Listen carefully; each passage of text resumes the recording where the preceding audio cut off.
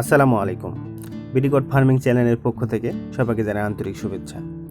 কিভাবে বুঝবেন ছাগলের গায়ে উকুন, আঠালি বা পরজীবী হয়েছে কিনা এবং এগুলো কিভাবে দূর করবেন এবং কেনই বা দূর করবেন, এগুলো শরীরে আছে তো কি হয়েছে, এই সব কিছুই বলবো আজকের এই ভিডিওতে। তাই ভিডিওটি অনেক গুরুত্বপূর্ণ, না টেনে পুরোপুরি দেখবেন। ভিডিও শুরুর আগে আপনারা যারা আমার চ্যানেলে নতুন দর্শক তারা অবশ্যই চ্যানেলটিকে সাবস্ক্রাইব করবেন এবং ছাগল পালন সম্পর্কিত নতুন নতুন ভিডিও পেতে সাথে থাকবেন। ইতিমধ্যে যারা আমার চ্যানেলটিকে সাবস্ক্রাইব করেছেন তাদেরকে অসংখ্য ধন্যবাদ। ছাগলের গায়ে উকুন, আঠালি বা পরজীবী হয়েছে কিনা এগুলো কিভাবে বুঝবেন, এই বোঝার জন্যে আপনাকে কিছু লক্ষণ ফলো করতে হবে।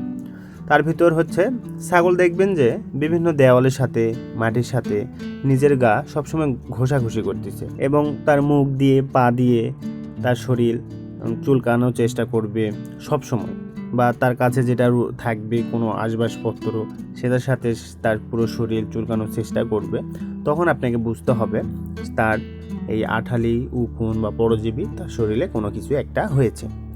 তখন আপনাকে তার ব্যবস্থা নিতে হবে। তার আগে বলি যে এগুলো যদি দূর না করেন, তার শরীর থেকে যদি দূর না করেন, তাহলে কি সমস্যা হবে?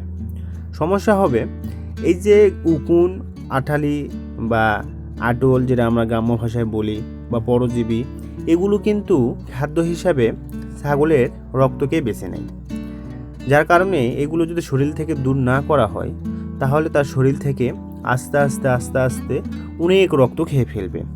যখন দেখবেন যে তার শরীর থেকে এই রক্ত প্রতিনিয়ত খাতে থাকবে, তখন তার শরীর দুর্বল হয়ে পড়বে এবং সে দিন দিন শুকায় যাবে। একটা সময় সে মারাও যেতে পারে। যার কারণে এসব দূর করা অনেক জরুরি, বা আমরা দূর করেও থাকি, যারা খামার রয়েছে সেসব দূর করেও থাকি। তো যার কারণে আপনাকে প্রথমে কি করতে হবে, ভার্মিক একটা ড্রপ রয়েছে, এটা আপনার পুরো মেরুদণ্ডে দিতে হবে। ছাগলে পুরো মেরুদণ্ডে আপনি 5 ফোঁটা দিবেন, মাথায় 1 ফোঁটা, তারপরে 1 ফোঁটা, এভাবে পুরো মেরুদণ্ড যেটা রয়েছে সেটা আপনাকে দিতে হবে। এটা দেওয়ার পর পরের দিন আপনাকে সেই ছাগলটাকে নিম পাতা নিয়ে আসবেন, নিয়ে এসে কিছু পানি দিয়ে গরম করে নেবেন। তাহলে দেখবেন যে তার রস বের হয়ে যাবে।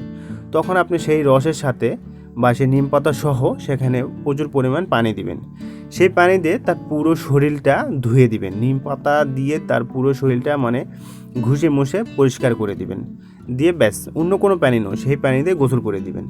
এভাবেই ধরে নেন যে প্রত্যেক সপ্তাহে একবার করে যদি আপনি দেন এবং আপনার গোয়াল ঘর বা খামার যদি পরিষ্কার রাখেন, তাহলে দূর হয়ে যাবে ইনশাআল্লাহ।